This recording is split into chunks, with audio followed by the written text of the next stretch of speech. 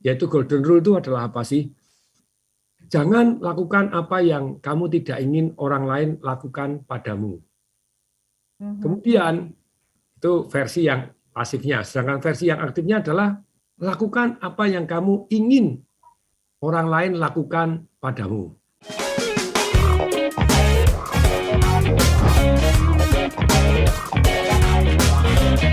Ada banyak pertanyaan di luar sana dan pertanyaan-pertanyaan yang kita ajukan ya terkait kita membangun bisnis, kita meraih prestasi dan sebagainya. Tapi seringkali pertanyaan-pertanyaan tersebut ya seperti menguap saja ya di langit-langit atau di udara atau di sekitar kita gitu tanpa kita menemukan jawabannya. Dan penting banget ya kalau kita bisa mendapatkan jawabannya tentu akan membantu kita melangkahnya kemana. Patung, di waktu pertemuan yang kemarin gitu ya, jadi Smart Listener saya bocorin gitu kan, di minggu lalu saya berkesempatan ketemu langsung dengan Pak Tung ya. Bukan hanya berkesempatan bertemu langsung, bahkan di jamu makan kolak nih, belum lebaran aja, belum puasa aja kita udah makan kolak.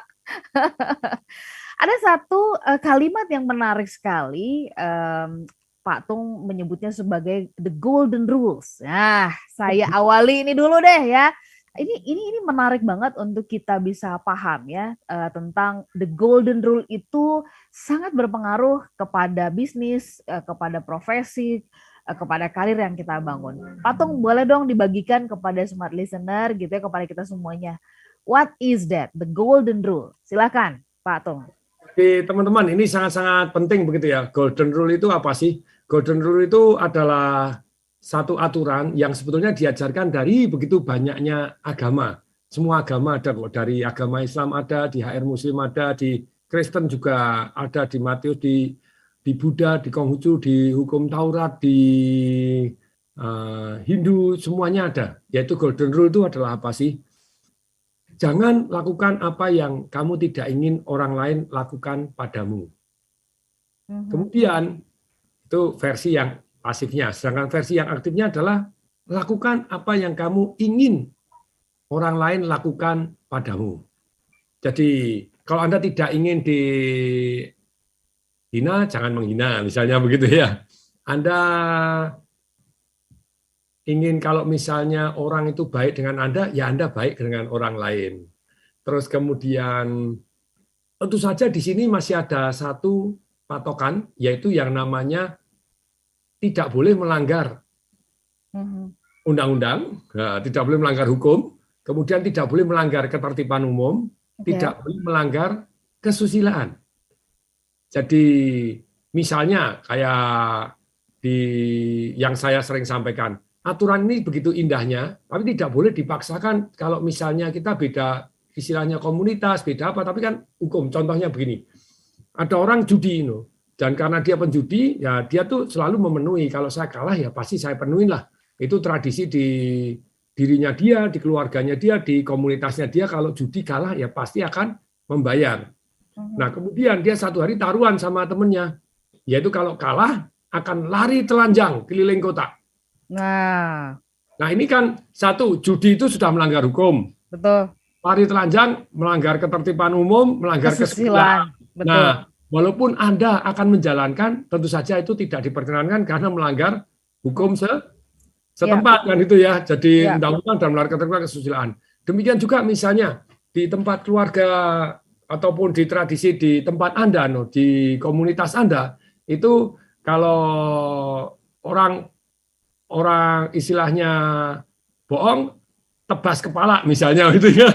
Ya padahal kalau aturannya tidak diperkenankan main hakim sendiri. Kalau Anda bohong atau menipu ya jangan langsung menebas kepala orang, Anda melanggar hukum, melanggar ketertiban umum. Jadi, nah tentu saja bukan berarti saya mau diginikan, berarti orang lain boleh saya ginikan, enggak. Itu masih ada batasannya, yaitu ketertiban umum, kemudian hukum, dan norma yang berlaku begitu ya. Norma yang berlaku. Jadi norma saya tidak bisa paksakan dengan norma orang lain, norma keluarga saya tidak bisa paksakan. Tapi indah luar biasa.